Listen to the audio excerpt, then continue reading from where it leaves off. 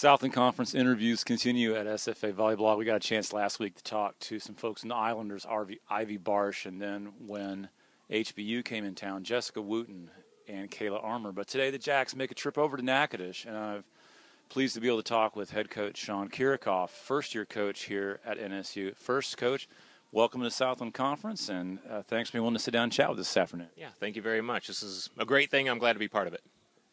Let me ask you first, one of the things that I read in your bio when you were first hired here is that you stated that Lisa Seifert back at SMU groomed her assistants to take over full-time jobs.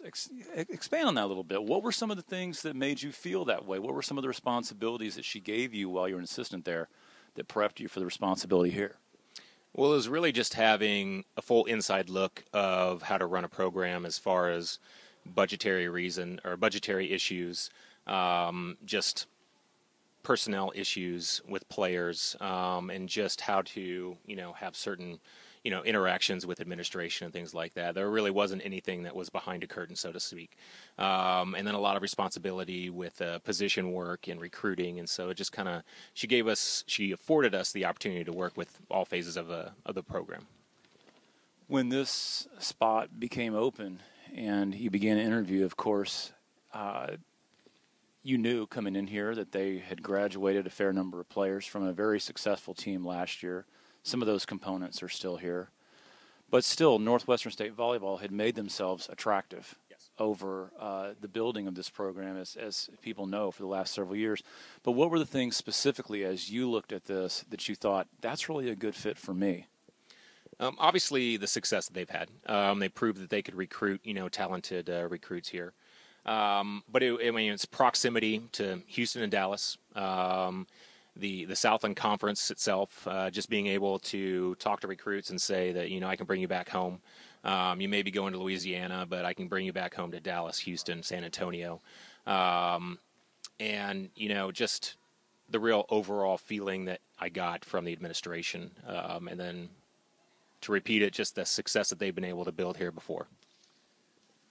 Each time I talk to new head coaches that come into the South, and I always ask them about their philosophy in terms of whether you see yourself as a coach that's more focused offensively, defensively, balanced.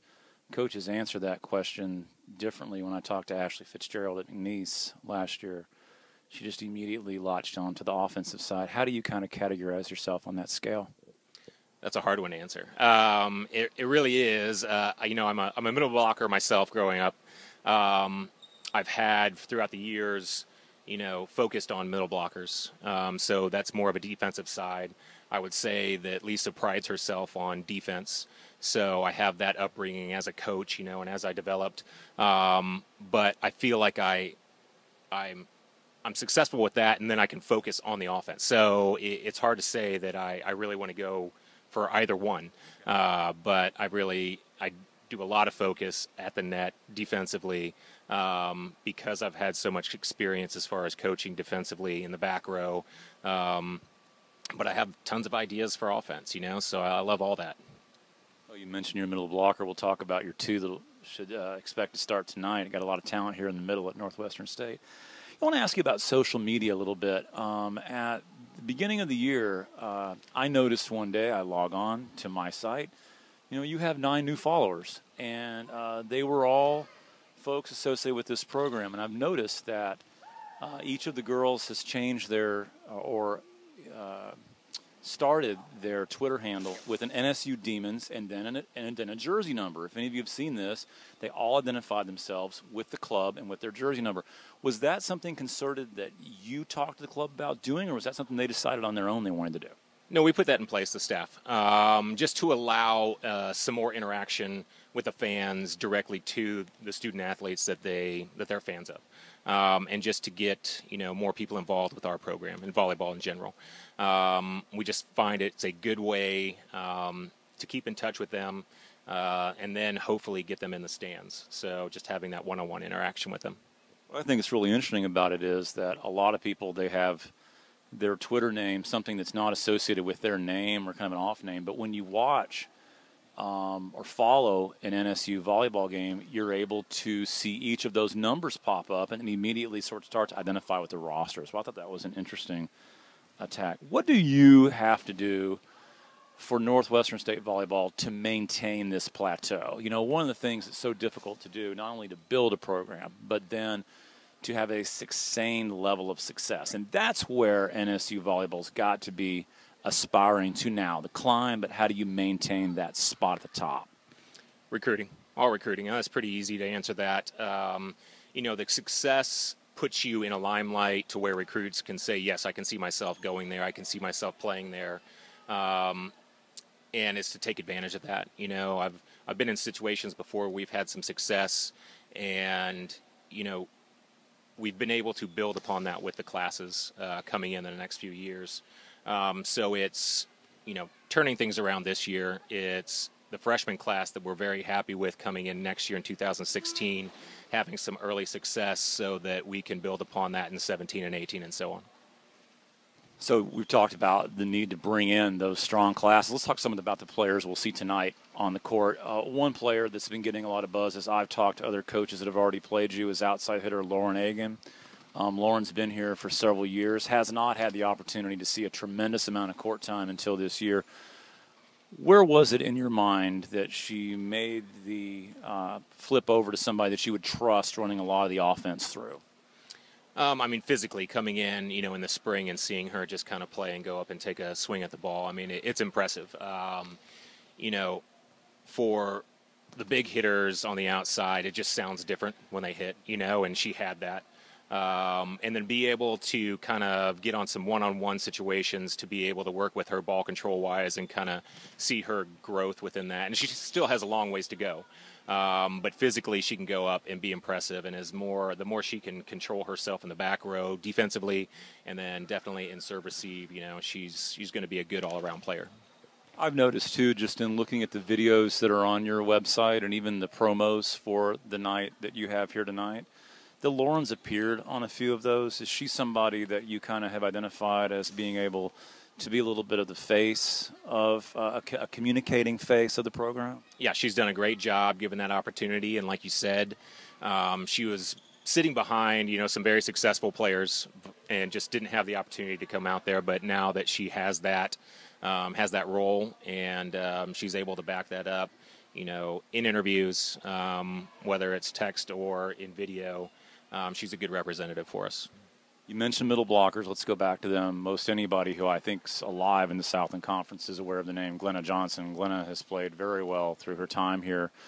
But one of the players that I've known for a while that Northwestern State's been high on is Amanda Coons. And again, she's sort of a player like Lauren that has played behind Coleman and now is having an opportunity to shine.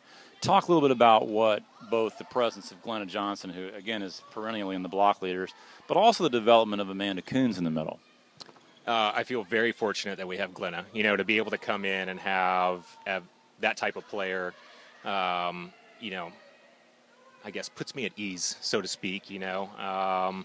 And then Amanda has been, I won't say a surprise, but has been great to work with, has taken the opportunity to learn behind Vanessa, and then has now really shined in her chance to be able to play.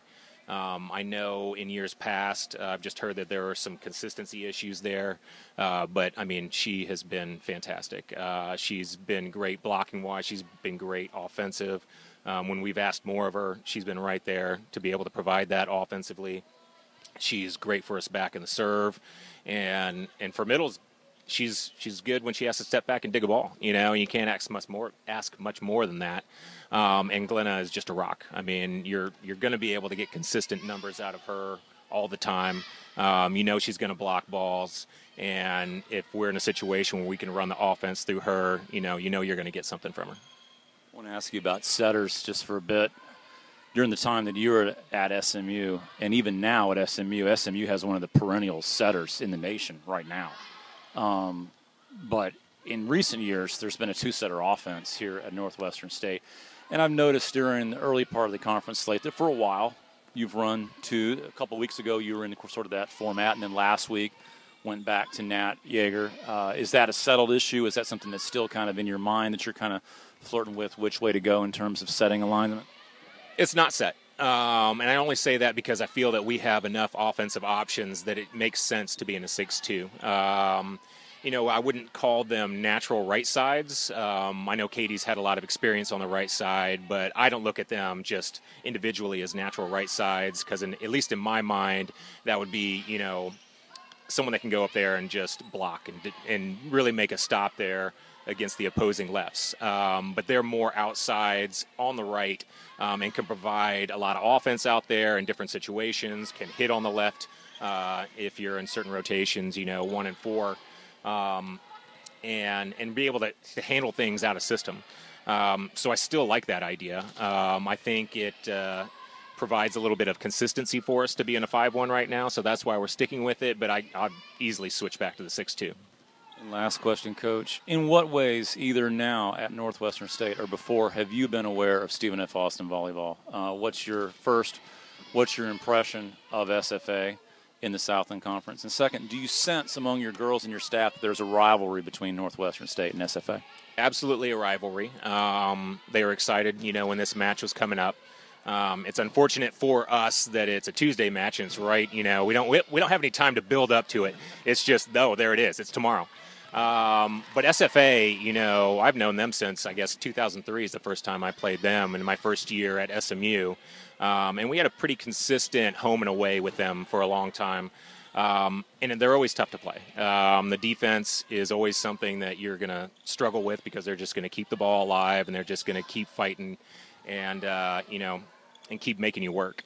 So it's always fun matches against SFA.